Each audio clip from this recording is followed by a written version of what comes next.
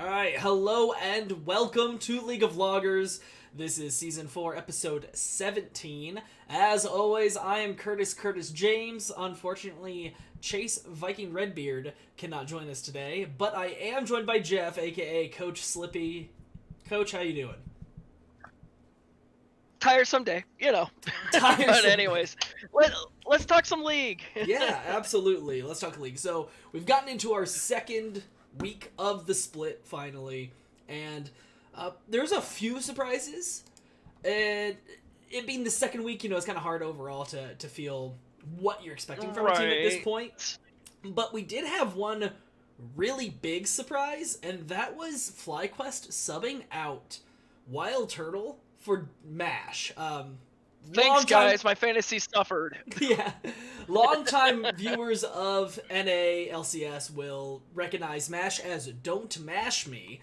I believe he was last seen on a starting roster in 2016. So it's been 3 seasons that we didn't see him at all, 17, 18, and 19. He had most of his years were back on Team Coast, previously Good Game University, with players like Nintendude X in the jungle and ManCloud in the mid lane. He did spend some time on Team Impulse in NA, who did all right, but also they struggled a lot too. And then he worked as a sub for Phoenix One, Mammoth from Oceania, who we saw at Worlds last year, and he was actually on FlyQuest Academy. Got signed to FlyQuest Academy late last year, but it never, saw play during last split. And now we're seeing him play, and his first game back, he looked really good. No, he definitely did. FlyQuest was very, very definitely, a good surprise from what we saw. Also, I'm excited to see EG do as well as they're doing. Jizuke finally looks like he's getting into the mix with them. He's looking good. He's what I expected to see, last split. He really Yeah. is. Well, that's no surprise. We saw Jizuke do well at the end of last split as well and in the playoffs. But, I think, to go back to Don't Mash Me, or to MASH showing up, came out of nowhere. It's not that Wild Turtle had been doing really poorly. He hadn't been, carrying the team or anything. But, it was neat to see him show up after so many years. And then the other thing that hasn't been seen in the LCS in a long, long time, and we saw a lot of this weekend, was Volibear. That reworked Volibear coming in. He destroyed. I loved Licorice on him. Oh my god, he was great. Yeah, it was really interesting to see Volibear show up. Now I'm just waiting for the reworked Wukong to show up in NA as well. It is the highest pick rate champion or highest priority champion, I think, pick ban combined. Presence, I guess, is what they call that. Highest presence champion in every other league except NA, where he hasn't been seen once. It's so interesting. Right. I actually would love to see this trend continue, where we see different champions make their way back onto stage and stuff like that, with the pro players playing them and stuff. Hopefully we figure out Riot keeps doing the buffs, nerfs as they need to, so we can kind of keep seeing the wide variety. It's generally those reworks that we see cause a champion to pop back up. We're seeing that with Fiddlesticks is here now, Volibear's here. Wukong is being seen in other regions. I'm sure we will see him in NA, hopefully sooner than later, though. And then we saw this, last season even with reworks. Last split. Shyvana saw a little bit of play when she got reworked. She didn't get reworked. She got adjusted, big adjustments to her numbers.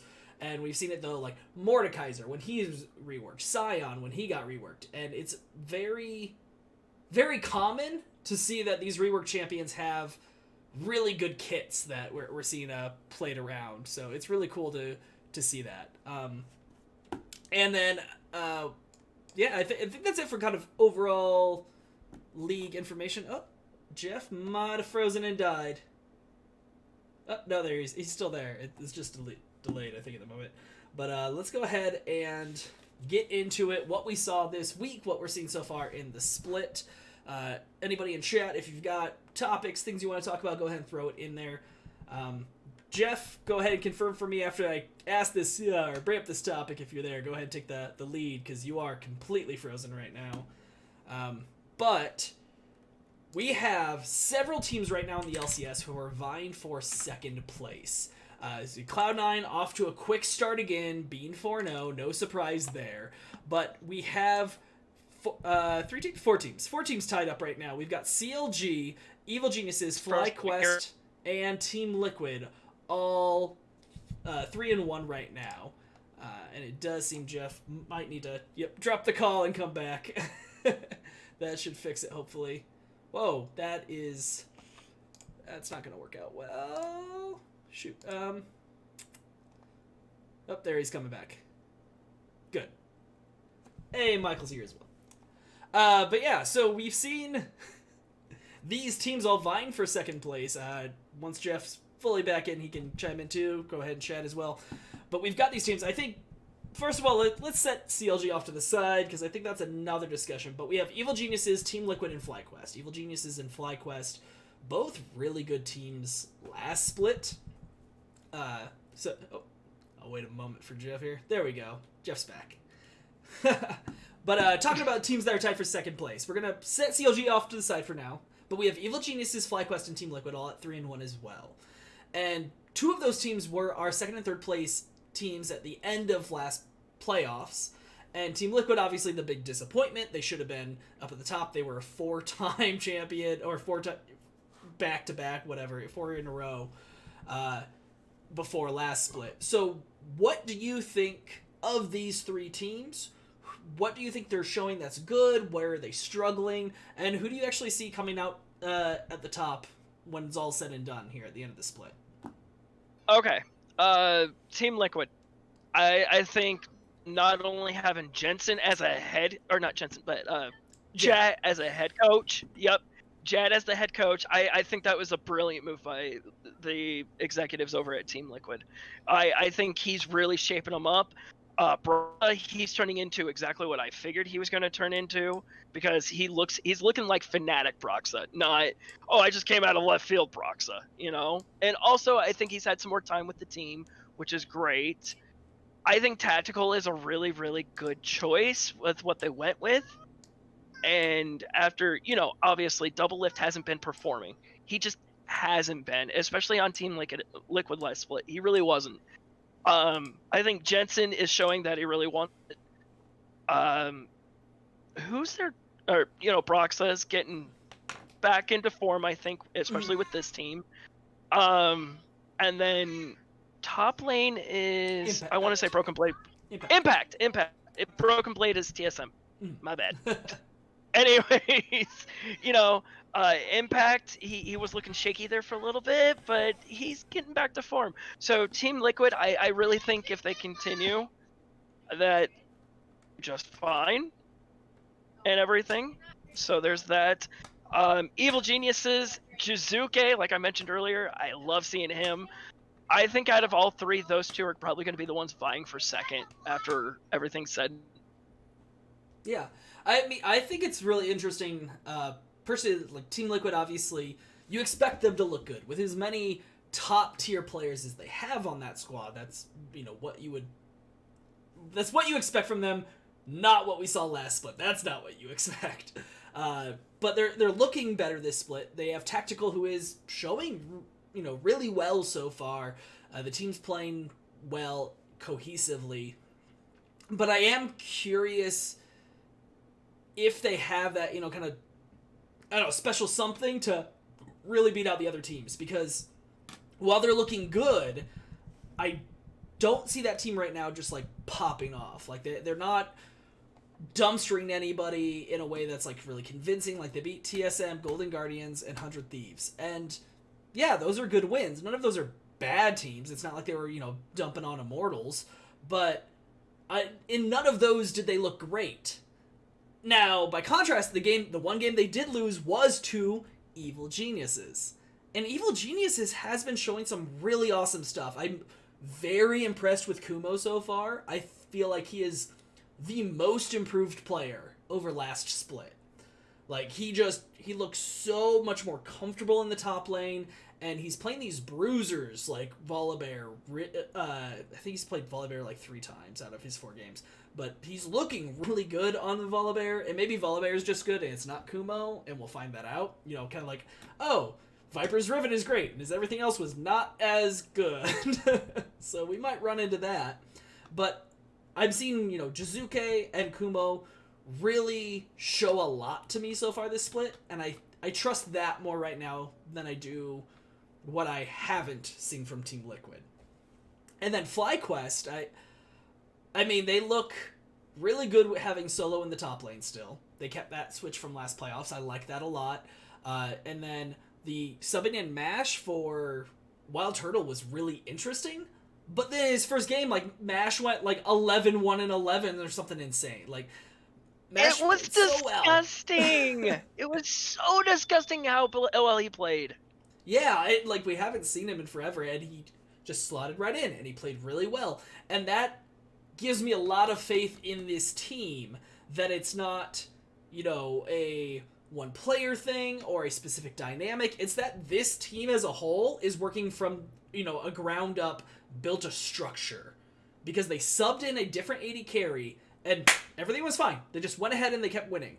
And so with EG and Fly, the only games they have lost are the ones they played against Cloud9.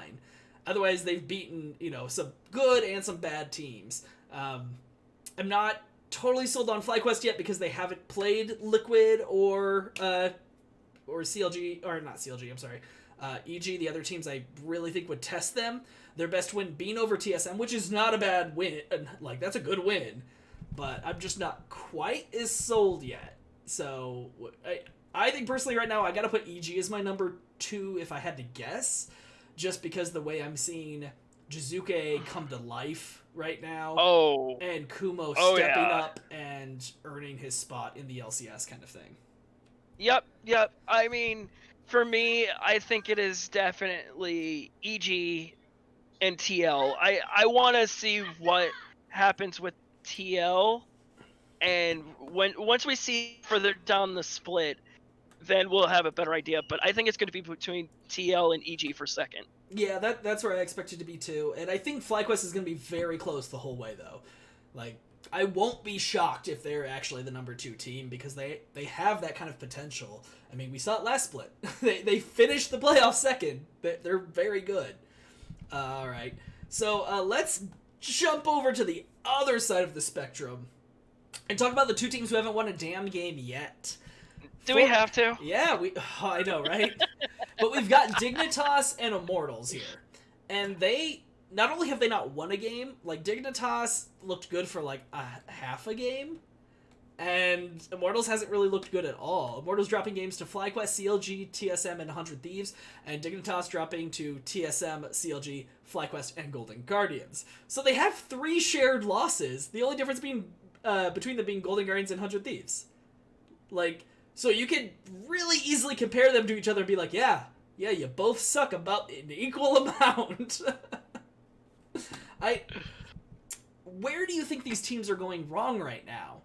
Because I'm outside of my long-term discussion about Dignitas and the way they handled the roster coming into this season, I don't know exactly. So what are your thoughts on this? Well, I mean, Dig, they did pick up DeMonte, which I thought was a great... No, they lost DeMonte. Wait. DeMonte was on the bench behind Frog, and DeMonte's now with Golden Guardians. Oh, yeah, okay, Right, so wrong team. My bad. Yeah, no, Dignitas. Okay, so not starting DeMonte and keeping him, there's one. Right, like I said, my gripes with where Dignitas went wrong or long term, they paid Huni, right, and they got rid of Vulcan, and then they benched DeMonte, so they're playing Froggen, and... Also, I can't believe I'm finally... Yep, here we go. I'm finally doing it. Chase is right. Afro will look decent this weekend, though. That's the thing. Like, just when you're like, okay, you've sucked for like 4 weeks, all of a sudden Afromu's like, you know what I'm gonna do? I'm gonna be okay this weekend. I'm going to actually help our, second split rookie, bot laner, who has a ton of potential. I'm gonna help him look good this weekend, and he did. But he still, made mistakes at some key times.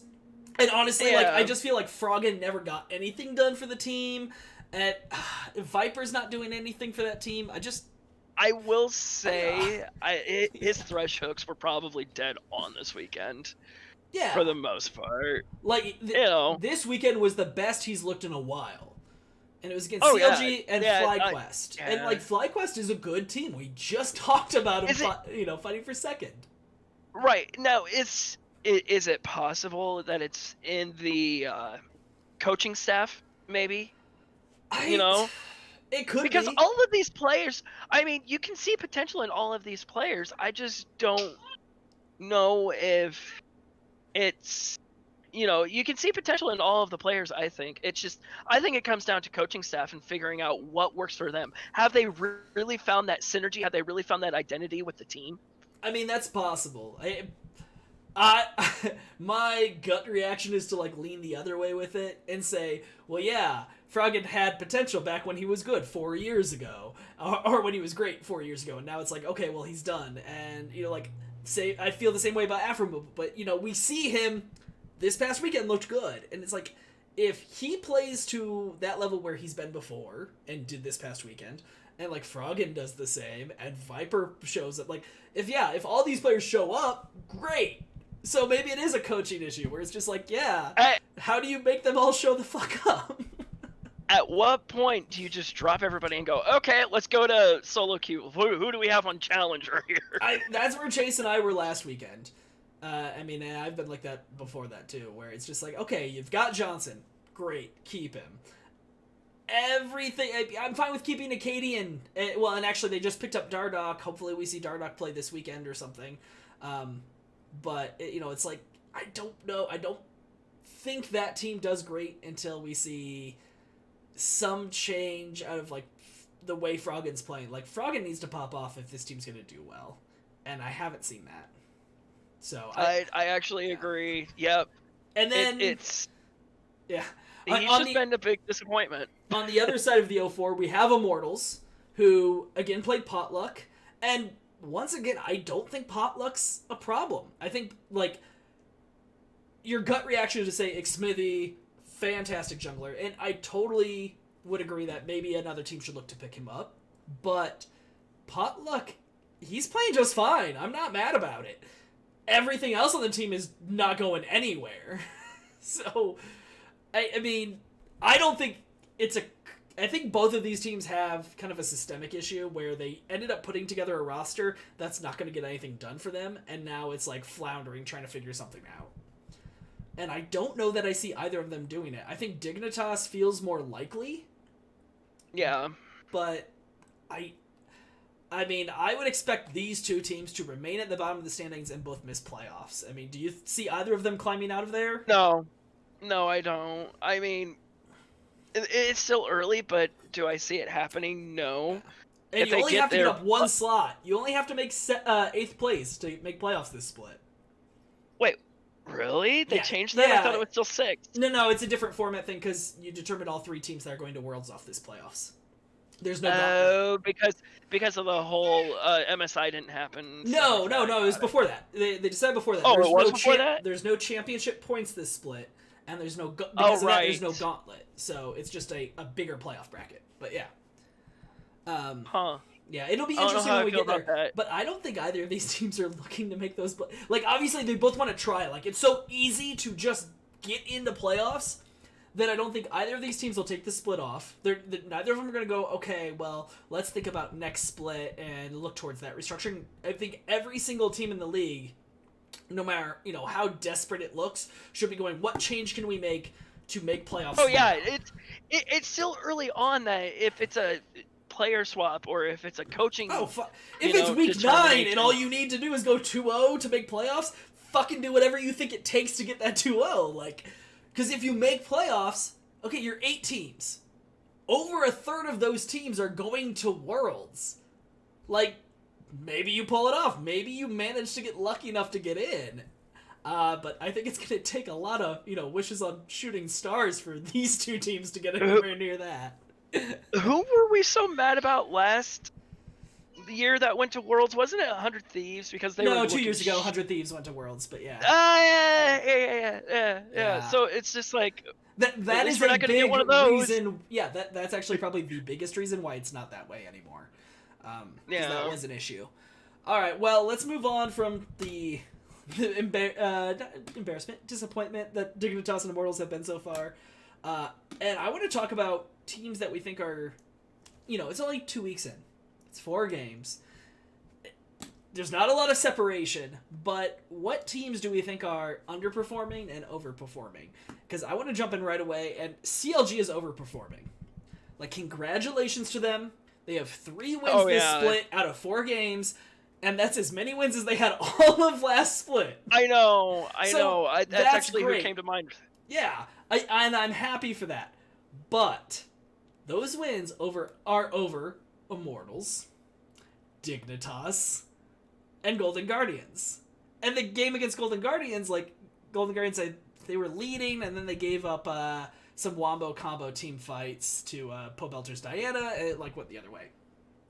Like, I think CLG is better than they were last split, for sure. They're not going to be, 10th place again.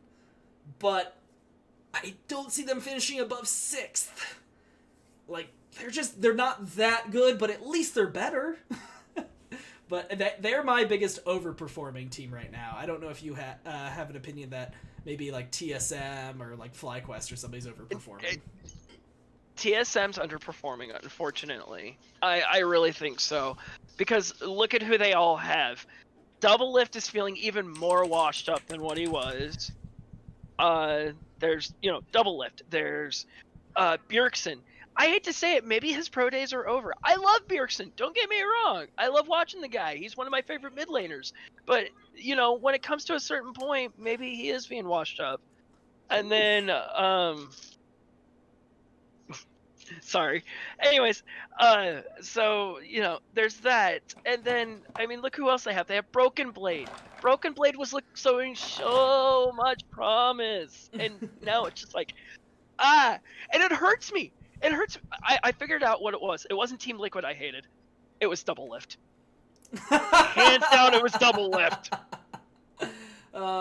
He's probably one of the most polarizing players in NA. I don't know. I can't tell you what it is, but last split I was like, no, I'm a closet TSM fan.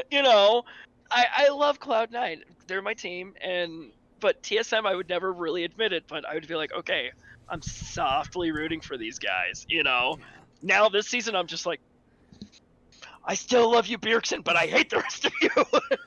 Man, I didn't expect you coming in with the hot take that TSM's overperforming that too. I mean, like, because I think most people would say that they're better than their 2-2 record. It's just the teams that they faced or something.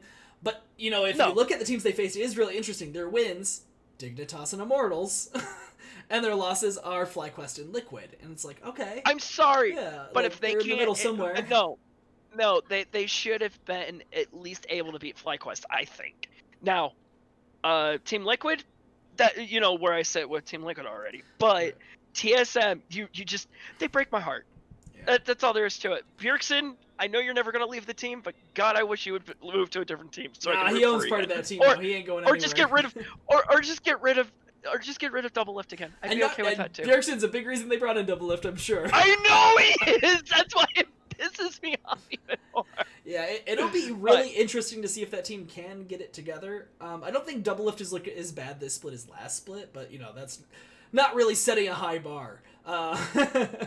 So we'll see there. I know. Like I said, who do you got as your most underperforming team so far then?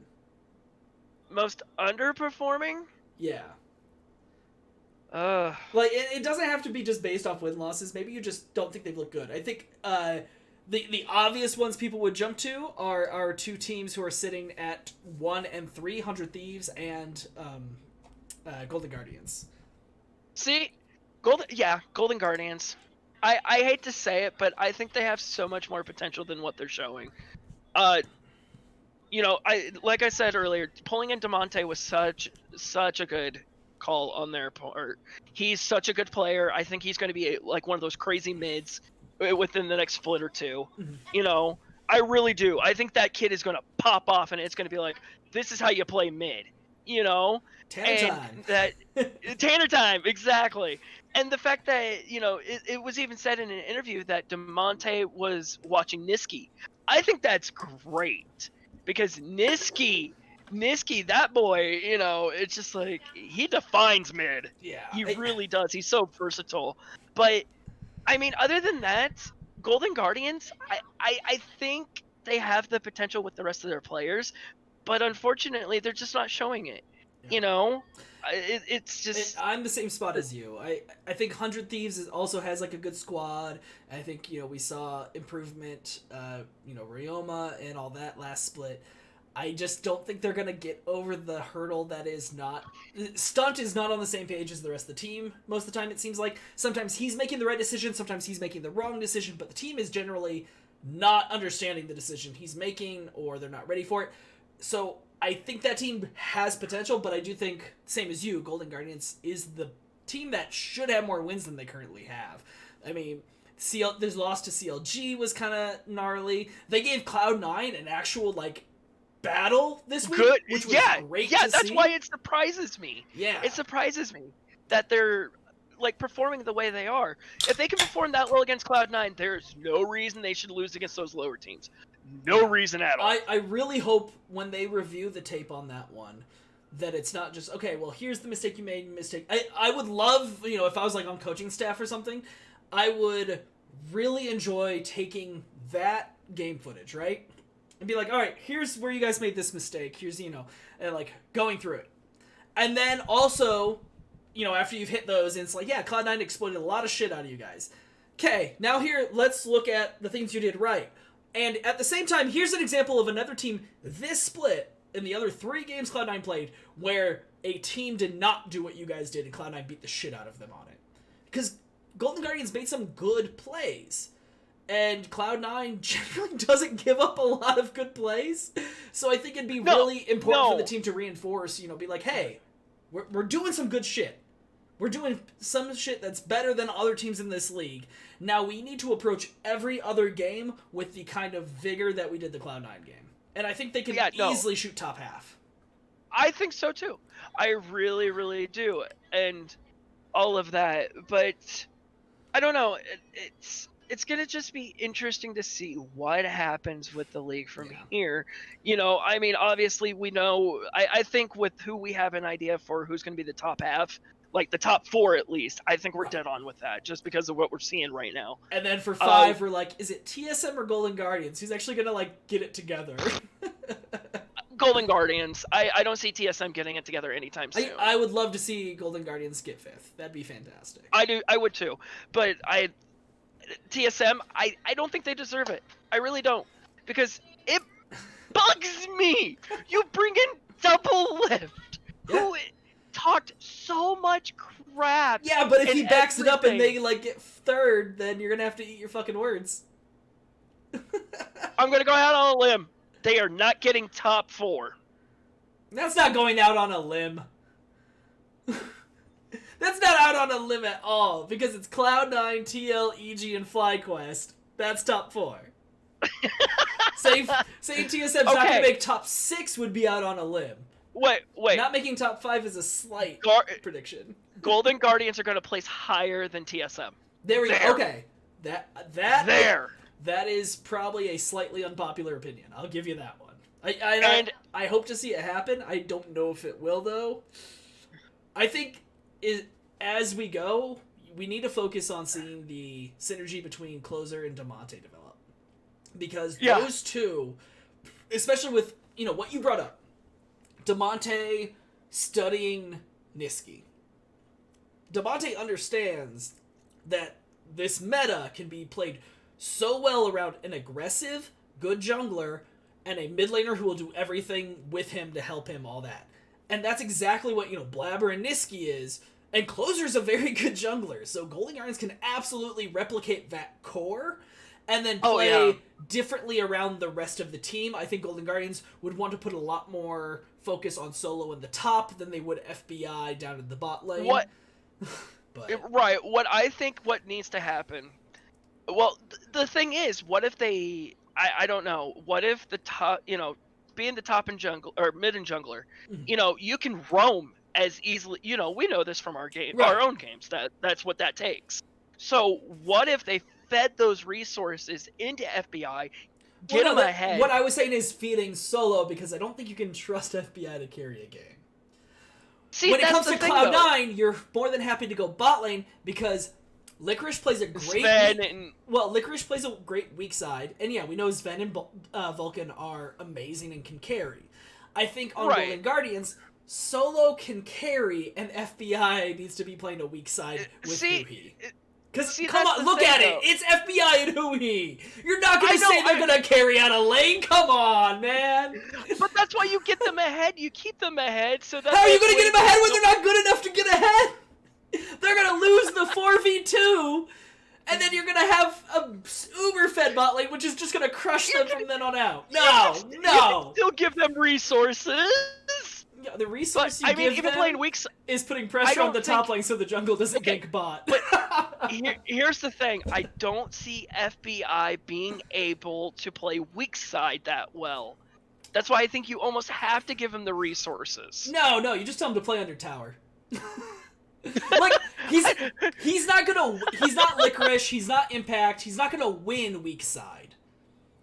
But he's not, I feel like if you're going, okay, like, this is solo, this is FBI, right? If we give the resources to solo, what happens? Okay, like this. If we give the resources to FBI, what happens?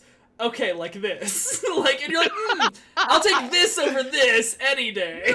Because at least top lane won then. Fine, okay, it goes like this. Either way, I would rather have the big win, because somebody who's fed is more important to an LCS game than having one person who's slightly ahead and one who's slightly behind. Because the big fed person can allow the person who's way behind to just stand in the back, especially a marksman, tag people with one auto, and get assists, and all of a sudden get back up on top. Like, carry top laners are more important, especially in the short meta that we have now, where games go 30 to 35 minutes generally. Sometimes they push towards 40, but not often. And like when you have that short of a meta, you're not looking at a level 18 6-item carry.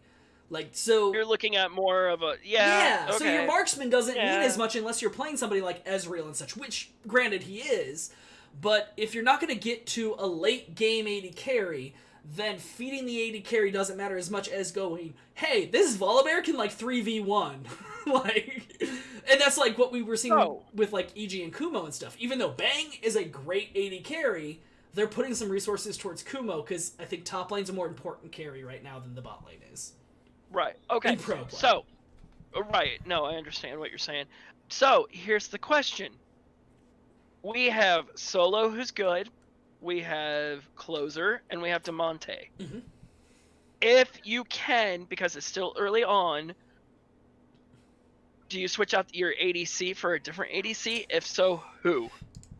Like, fantasy, I can get whoever I want. I'm pulling in Sneaky. Like, oh, yeah, but that's never going to happen. Yeah, Let's be realistic. You want a weak side 80 carry who can carry?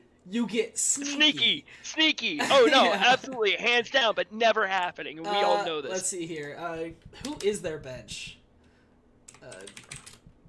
I mean, I don't know that there's anybody really to pull in at this juncture. I wouldn't want to mess with team chemistry. At this point, I think it is more of a coaching thing where you're pushing resources to one side or the other. Okay. Let's see. Can I see? Where's their academy? There we go. I think that's it. Ah, shit. Golden Guardians Academy. Go to it. It won't go to it. I'll find it. But man, I'm just trying to think. I don't know of any 80 carries that I would pull in right away. Like, if Kabe hadn't gotten actually, a good offer back into Europe and he was still floating around, I'd shoot for Kabe, but, that's obviously not a thing anymore. I'm thoroughly convinced it was TSM, because have you seen what he's doing over in EU right now? Okay, so they have the crap. Gorica, who's an unknown NA bot laner. Technically, they still have Keith McBrief under contract. And Keith McBrief. yeah, Keith. Just Keith. It's like, I think don't mash me instead of mash, because that's how I met, or learned the player. Right. But yeah, so they have Keith and Gorica. I mean, I doubt Gorica's good enough to start right now. Contract. Okay, when did he sign with them? Okay, he's been on that team all this year. So I doubt he's good enough to get a start over FBI. I don't know, though. I think really you just have to gear this team into playing a top half. And I think they're good enough to pull that off. It'll just be interesting. I think this next week's going to be really telling, because they have Immortals and FlyQuest. And if they're actually a good team, they should dumpster Immortals. I don't care. Yep. I don't care that, Potlucks look good, or that they could put Xmithy back in, or whatever. I don't give a shit. This team, as it's, currently constituted, with, Soaz in the top and Ica in the mid, I'm sorry, they should not win games against a team like Golden Guardians. With Ica in the mid, Golden Guardians should absolutely dumpster through mid lane, get a fed-ass Damonte and closer, and then just run the map. They should dumpster mid and top, because I don't think Soaz is as good as Solo right now. Historically, yeah, Soaz has a lot that he's done, but right now, no. I'm going to take Solo over Soaz, I'm taking Closer over Potluck, and I'm taking Damonte over Ica. Let's go! Hands down. If you win those three, heads up, you win the map. Tell FBI to fucking sit under his tower and not get ganked by Potluck's Lee Sin. Or, if you do, just only give up one kill under there or whatever. Great, cool. Do that, and we'll win the rest of the map. I hope that's what we see. I don't know if we will. And then the other game Golden Guardians plays is FlyQuest. And they need to put up a challenge against FlyQuest like they did Cloud9 if people are going to take them seriously going forward. Absolutely agree. So, I do want to talk about, you brought up Damonte saying that he watched Niski. Now, not specifically that, but, and this is something I think we'll get a lot of chime in from the chat. How important is it for players who want to be, a top player to have their own style or to pull from other players? I think I think this is a good question. Yeah. Because we saw a few years ago at Worlds, Yamato Cannon, after Vitality got some wins but didn't make it out of the group, that, he said this thing about, playing to your strengths and, being your own team and stuff. And I think team and player is slightly different, the way I view, pulling from other things. But go ahead with your thoughts, and then I've got a few of my own, and we'll grab whatever we got from the chat. I mean, I think it's okay to imitate the people that you watch, because that what makes you better. But when you start doing that, start adapting it to your own style too. Okay? So when you're playing, you're kind of doing what they do, but at the same time you're putting your own flair to it, so that way it's unique, but it still makes you play the way you want to play. Learn how the top players play, like Niski. Learn how, because we all know Niski's top right now. Sven is top right now. I think basically off Cloud9 is top for their lane. Within LCS, yeah, that's probably true at the moment. Exactly. So I think that you do that, and then you develop your own through that. Yeah. I mean, so it's funny because I really enjoyed when Damonte said that he's been learning from Niski, watching Niski, because Niski very vocally said after last Worlds that he was like, well, I don't feel like I'm doing things right, and he watched a ton of Doinby. And it wasn't so much about completely emulating the player, not copying him, but it was taking things that he's like, well, I could do that. One of the big things that he did that, stood out to people right away is he does, flash summoner timers in the chat. He's like, oh yeah, I was watching Doinby stream, and he's just constant, or maybe it's the pro view stuff from Worlds, and he's constantly putting in all the flash timers for every, summoner, or flashes, summoner spells, all this stuff. He's TPs this time, And he's like, sure, I can learn to do that. And he just grinded, learning how to always notice it and then type it in the chat and spam it so everybody can see it and, look back. So I think, taking things like that are important. Where I think, personally, the dichotomy that we've seen, and hopefully NA's switching to it right now, and I think other leagues are too, is players can absolutely learn from other players and, emulate those styles and become that. In the way Niski's playing some weird champions in mid, but it's all about roaming and, being everywhere else to help the team. But teams should not emulate other teams. Because that's where we saw the LCS NA fail forever, was TSM and, when TSM went on their runs, when they were so good, when they were the best team in NA, it was because they were absolutely just copying as best they could the slow Korean playstyle. The problem is that they did it better than anybody else in NA did, and it was the best way to play at the time, so they dominated NA. But great, you were worse than every other team in Korea who plays that style, because it's their style, it's not yours. You're just trying to do it. And I think that's really important that we're kind of seeing that with Cloud9, where Cloud9's, they got the roaming mid, like Doinby for, FPX. But they are not trying to be FPX. They don't play the same way FPX is. They're do they hard carry through top? Fuck no. Licorice pops off sometimes, but generally Licorice is playing weak side, absorbing, he absorbs 3 ganks. He gives up first blood a lot, but he wins the lane overall. And he's better in team fights. Cloud9 is very aggressive, picking fights all over the place. They have a huge objective focus. They constantly pick fights when the lanes will be in their favor, so that if they win, they get a turret, or they get, Rift Herald, or they get Drake, they get something, and if they lose, they give up nothing. Cloud9 is so good at that right now, and that's their style. In the same way that G2 style is, we will fight you everywhere for no fucking reason, and we will beat you at it, because we're just better than you are.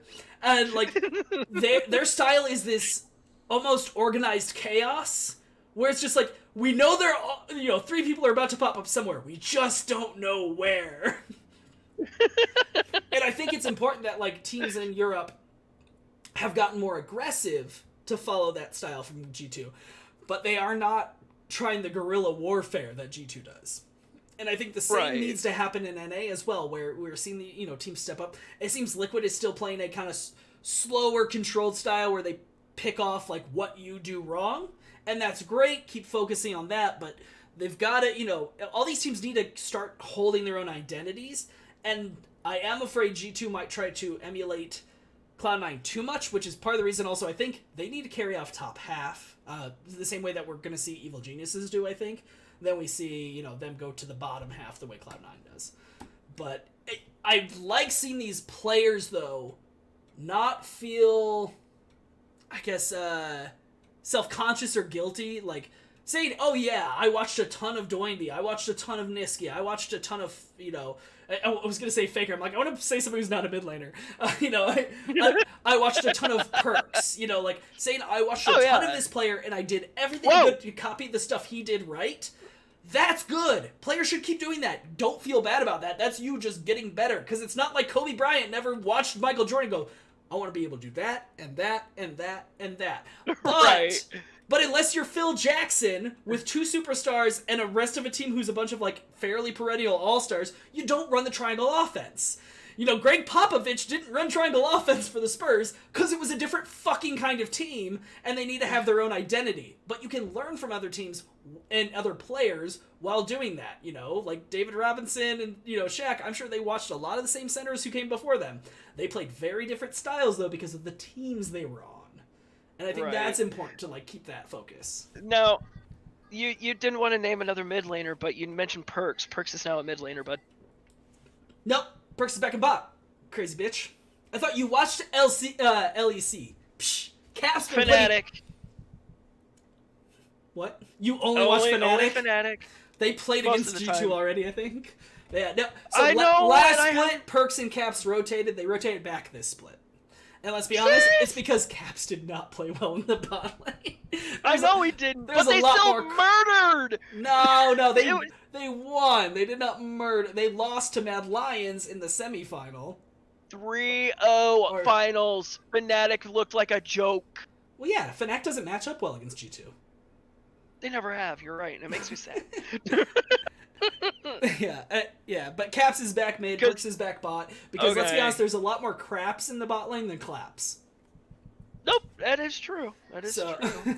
I mean, I mean, come on. We all know who my boy over in LEC is. I'm not shy to just shout out Reckless. I love that guy. And Reckless is good. Reckless is somebody who studied Uzi a ton, but he still plays a Yes, he different did. style than Uzi. Like, I love that. And Fnatic, I think to their detriment at times, have tried to be European RNG. And it's like, no, you're not Royal Never Give Up. Reckless is not Uzi. You guys should play slightly different. They should have played a more cap-centric style when they had caps. Like, and great, they did. They played cap-centric, but also very Reckless-centric, and he was playing, some different shit in the bot. And I feel like if they would have just, like, been like, okay, we're hard carrying through caps, but caps is also, like, bringing that lead to the bot lane. Or, hear me out here, we take mid lane, we give caps bot lane to get that second turret, right? Now, we put them both together back into mid lane or something, like bot and mid together, stuff like that. I don't know how that plays out in the, the grand role of things, or grand scheme of things, but I think that team suffered because they tried to be too much like RNG and focus completely on Reckless. And, that's where it is. It's that dichotomy between player and team. Because if we were to see Cloud9 start playing fully like FPX, I think they would do terribly. No, I agree. Internationally, they would do terribly. Domestically, they'd probably still do well, but not as well as they're doing right now. Yep. So yeah. I want to rewind a bit, actually. We were talking about Golden Guardians with FBI, and I said play, under turret, play safe. I really like, Duct Tape said, Ashe would be a great AD carry for FBI, so, it's utility carry, and that... I was saying, playing a weak side AD carry... Who is probably the best known Ashe AD carry that North America's ever had? Sneaky! Sneaky! Yes! And I think this team could take a lot of knowledge from... Now, granted, the thing is Sneaky here, FBI here, like, just in terms of raw talent. Right. And, like, knowledge. But I think you can learn a lot from, like, those old Ashe Zyra lanes and stuff that Cloud9 did, where there's a lot of utility in the bot lane. Because you don't have to win lane then. And the whole idea of, like, with Cloud9 is, like, hey, we're not going to focus on you. You'll probably win your lane anyway because you're so good. But if you don't, then you also have all this utility off the team. With Golden Guardians, it's like, hey, we're not going to focus down there. You're probably going to lose the lane, but that's okay because you're going to have all this utility down there. So that would be great to see. Here we go. Hot take from the chat. I'd argue that Reckless is the best AD carry in the world right now. He can play just about anything Fnatic needs for them to win. Soraka, Ziggs, Syndra, AD carries, etc. And you know what? I think that's been really interesting evolution from Reckless to learn mages. Absolutely. Perks definitely spurred that for bot laners as a whole around the world. And I still think Perks is the best at playing outside of the marksman set of the bot laners. And I would say Reckless is probably slightly better at the actual marksman, and he has a much deeper pool of marksmen, so it becomes a really interesting, conversation there. In NA... Okay, here we go! That's what we should do. Golden Guardians needs to just put a mid laner in their bot lane who can also learn marksman. We solved it. We cracked the damn code. Wait a minute, it's Demonte. I bet you he could do it. No, Demonte is their mid laner. Keep him. Put in a Blaze Olive, who is their academy mid laner, has been well known to be a very good mid laner for a while now. Like, people are a little surprised he didn't start. Like, that they went out and got Demonte instead of, like, starting a Blaze Olive last split. So, yeah, get a Blaze Olive and put him, or, you have him, teach him how to play marksman, slap him in the bot lane instead of FBI. That'd be amazing.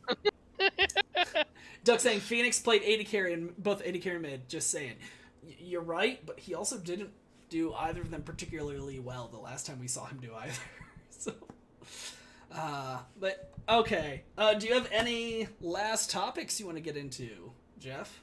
Not right now. I mean, we'll just have to wait for further on down the split and see what happens. Yeah. So actually, let's go ahead and do a quick predictions just for the funs of it. Right now. Oh. They'll give a little bit of time for chat to throw in any topics questions they might have. Yeah, that is true. All right, okay. Kicking off Friday. FlyQuest CLG. FlyQuest. FlyQuest, yeah. Game of the week probably here. TL Cloud9. Ooh, Cloud9, but I think TL, if they're on form, will give them a run for their money.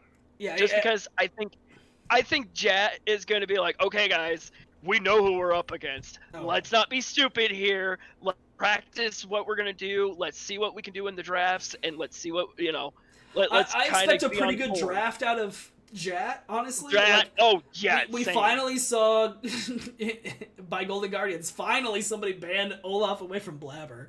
But right? I think that team just has a lot of depth that we have no idea what they have up their sleeve yet. Like, they're gonna pull Wukong out or some shit and just. No. Like, they just pull out Hecarim Jungle or something and watch Blabber just go. Bye! Yeah. All right, so then we've got CLG and 100 Thieves, which is an interesting game because CLG right now 3-1, 100 Thieves 1-3, but I think going into the split, the expectations were very much the opposite. Right. I'm gonna lean towards CLG on that one. I think 100 Thieves will be fine because I think most of their issue has been stunt. Well, I think it's been in like team fights, like mid-game stunt, not like lane stunt. So I don't. This one's really close. I think this game will say a lot about if CLG's actually any good. Yep, I think it's gonna be a close match. Yeah. I'm still gonna put it on CLG, but I think it's gonna be close. All right, TSM and Evil Geniuses. Evil Geniuses. I think it should absolutely be EG, but we'll see. Dignitas and Liquid. Liquid. Golden Guardians and Immortals. Golden Guardians. Guardians, come on. 100 Thieves and TSM. TSM. Same. I think there's a talent disparity. Oh yeah, as much as I want to dog on TSM. As much as I want to, I still am going to acknowledge when they should do well. All right, close game here. Cloud9 Immortals. Oh yeah, it's so close. But okay, hold on. I saw this on Reddit. What are the odds Cloud9 speedruns this game like 25 minutes? Oh. What are the odds they just like crush Immortals' spirit? Like, it's gonna be either a 25-minute speed run or it's gonna be 20 minutes.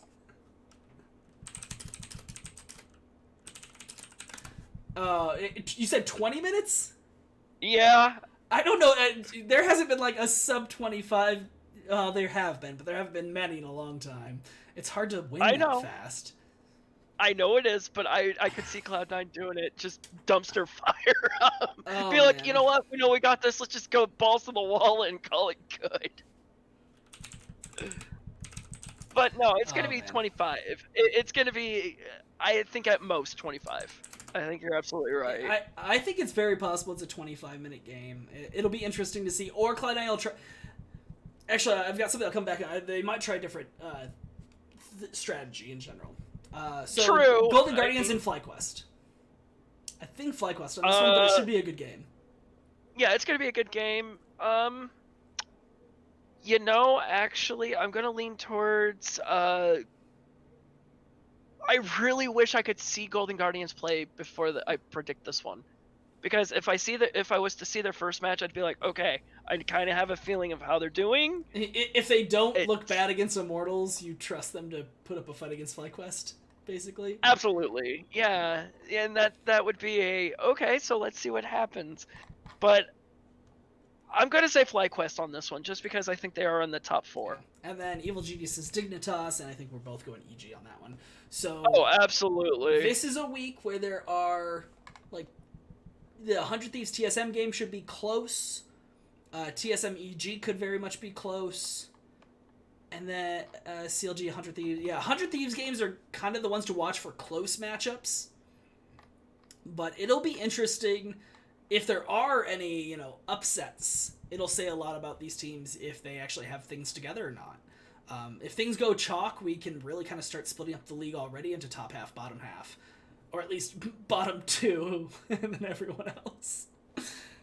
Right. I was going to say something, Cloud9, though, that we've seen different strategies from them. So, it's really easy to not talk much about, or to talk too much about Cloud9 and say, oh, look, they're still winning. Wow, how great are they? But, like, who gives a shit? Yeah, they won again. Cool. They lost, was one game all of last split, and then one game in the playoffs. Great. Why the fuck do we care that they're so good anymore? But I think it's interesting we've seen from them so far this split, trying out a few different strategies. And especially we saw that in their game against Evil Geniuses, where I think that, and this is also, I think you'll be really curious to see what, the coaching staff for Team Liquid does, because I think the coaching staff for Evil Geniuses identified that Niski leaves lane a lot. Like, obviously, everybody fucking knows that, right? Whoa, great job, you identified he roams. Like, cool. But they decided that when he picked Karma, like, because this was, the last pick was picking mid for Evil Geniuses. They're like, okay, he took Karma. He is going to roam and, help the other lanes. That's Karma's completely, like, a carry support, kind of thing. Like, when you play her mid, she's still supportive as shit. So she's going bot lane and giving shields or CC, same with top lane, like, or helping with jungle fights. They identified he's gonna roam with this. So they picked Kassadin. Because Kassadin struggles in the lane. But if his laner's not there, and he doesn't give a shit if he's following or not, free farm, free XP, he gets through those early levels that suck for him, easy, right? And Cloud9, I don't know if this was a plan, or it's just they, on the spot, identified the pick and, like, what Ichi was going for, but immediately, like, that whole game, from the get-go, Niski walks into lane and just bullies Kassadin in lane. Because the funny thing about Karma, as much as she's good at supporting, she's also has really low mana cost, has poke up that's a lot, and she wave clears with that poke because it's AoE, the Q. The Q, and then the ult Q, which she, has right away. So, all he's doing is throwing Q at Kassadin and hitting some minions, and then autos Kassadin until the Q's back up, and he does it again, and he just kept him pushing under turret. He fucked him. He was up 70 to 30 CS at one point. He was up 40 CS before he was at 80. Like, he was over double his opponent. It was gross. And so I totally see where each of these teams were going in their drafting decision. Niski picks Karma. Okay, super supportive. Niski roams. Makes sense. EG identifies it. Alright, let's go with Jizuke, something that scales hard so Jizuke can carry. Let's also give him something that usually struggles in lane, because it makes sense. Niski's not even going to be here. Let's give him that. And then Niski's like, nah, I'm staying. And it was so great to see that kind of adjustment happen. And, I'm sure everybody under it was just like, why would you pick Kassadin in there? Why pick a late game champion in a, short game meta? It makes sense if Karma's roaming. It makes complete sense. And then Niski just, said, nah, fuck it. I'm gonna, he's like, I've got a crazy, poke champ. And I agree, Duck says, should have played something like Ryze. I think Ryze, Corki, there's a few other champions you could pick that, don't have an amazing pre-6 and get bullied out. But I don't know that we don't see the exact same thing happen there. That's what makes it so hard to play against this Cloud9. Because he picks something supportive, and he's a roaming player, and then when you say, okay, let's take advantage of those two things, he punishes you with it anyway. He just goes, I'm not going to roam, and I'm going to outplay you in lane. Oh, did you forget I can do that? Because I just don't stay? I feel like you could first pick Orianna for Niski every fucking game, and he would win his lane 80 to 90% of the time.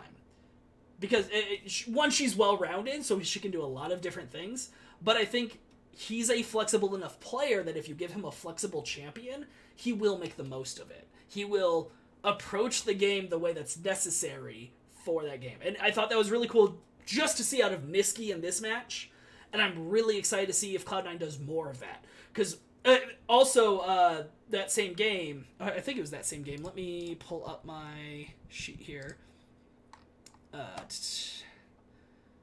Yes. It was, or no. It was a separate game, because that game they had carries everywhere on the map, right? So their second game, the ones against Golden Guardians, we saw another new strategy. They picked Galio in the mid, Volibear at the top, Trundle in the jungle. Those aren't carry champions. Now, you got some bruiseriness and, ability to get up in the tussle with Volibear and Trundle and such. But they were putting all their eggs in the Aphelios basket down bot. Like, they were just like, okay, we're going to play this, like, beefy-ass frontline. Braum was the support. It's the protect Aphelios comp. But there was a, it wasn't Kog'Maw where it's like, okay, everybody just keeps everything off Kog'Maw and Kog'Maw does all the damage. It was, Aphelios is going to do most of the damage. Also, we're going to jump all over your faces while he's doing the damage. Because, Trundle and Volibear want to get right up in your shit. And we saw them pull off a very bot lane-centric strat, which was really cool to see, too. I hope this week, out of their 2 games, maybe we see Cloud9. Maybe against Immortals, they're just like, alright, we're picking something crazy. Wukong, crazy carry potential up top. And we're going to see if Licorice can... I don't think Licorice will be able to dumpster a veteran like Soaz as well. I think Soaz is smart enough to stay under lane and avoid shit. So if they're going to do that, they would have... They can't do it against Liquid either, because it's Impact, so... I doubt we'll see a top carry strat this week because of the matchups, but I want to see more of these. If Cloud9 is going to be not just the best team in NA, but a actual international team, then they need to practice these other strategies so that they don't end up in the hole we've seen Liquid and TSMs of past years fall into, where they get to international competition and they're like, hey, we do this one thing, and it is not the best meta right now, or we are not the best team at doing that meta, and then they're fucked. Like, if Cloud9 can be a team that has some flexibility, but also has a very distinct style they like to lean into, I think that's going to be really worthwhile. And so that's all I'm watching for them, kind of the rest of the split, really. Unless something crazy happens where another team challenges them, or they start falling apart somehow. Last thoughts? No, you pretty much nailed it. Unfortunately, 3 girls are getting antsy, so... Okay. Yeah, no problem, man. We'll wrap it up here. Duct, I think you're right. Jace would have been the right pick in that mid lane. He can handle the poke and harass from Karma. He usually takes a little bit to get going in the mid lane, so that would have been the great pick. Jace and a Karma. Maybe next time they'll do that. But until next time, thank you everyone for joining us and enjoy the matches this week. Cheers.